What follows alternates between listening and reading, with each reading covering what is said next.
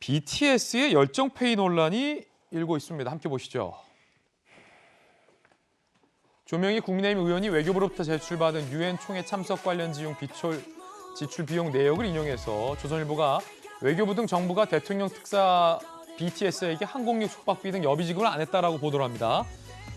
자, 그러자 청와대와 정부가 반박을 하는데요. 문체부, BTS에게 여비로 지급된 내역은 없다. 연예기획사, 정부가 요청할 경우 금액을 떠나서 안 하면 불이익이 무서워 어쩔 수 없이 끌려가듯 가는 경우가 많다라고 얘기를 합니다. 청와대는 항공 체류 비용 일부를 사후 정산 형식으로 진행했다. 이미 정산 완료됐다. 소속사와도 사전 협의됐다라고 반박했고요. 문체부에서도 해외문화 홍보원을 통해서 지급했다라고 반박을 했습니다. 탁현민 씨가 이 열정페이 논란에 분노를 했다라고 하는데 탁현민 씨 이야기도 한번 들어보겠습니다. BTS가 이제 대통령 파리 순방 때 오셨어요. 근데 이 친구들이 그때 영국인가 독일에서 공연을 하고 그 다음에 영국으로 넘어가는 그 하루가 비어 있는 웸블리가. 거예요. 그래서 요 하루 동안 좀 쉬어야 되는데 마침 그날이 대통령의 파리 순방 날짜랑 딱 겹쳐서 그 하루를 주시겠다고 해서 이제 받았어요. 그러면서 이제 아까 그 얘기를 한 거예요. 경비 정도는 저희가 드리겠습니다. 근데 저희 전용기인데 가능하시겠어요? 그러더라고요. 나 그 얘기 나올 줄 알았어. 네. 스텝 움직이는 거 따지니까 한 1, 2억 가까이 들겠더라고요. 경비만. 경비만. 전체 제작비가 뭐 그 정도 수준인데 다음에 꼭 감사한 마음을 가지고 대통령 시계를 드리겠습니다.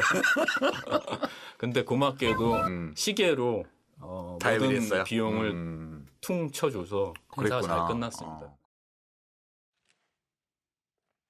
자, 이건 지난 2019년도에 탁현민 씨가 한 인터뷰에서 대통령 시계로 BTS 퉁쳤다라고 한 대목인데 이 의혹과 관련해서 탁현민 씨는 이번에 이런 입장을 냈습니다.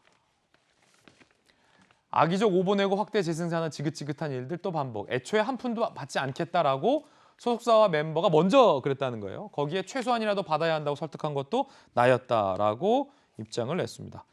그러면은 뭐 김영주 의원님 네. 안 받겠다고 BTS가 했는데 탁현민 씨가 설득해서 최소 비용을 정부가 사후에 지급했다. 뭐 이렇게 정리할 수 있겠네요.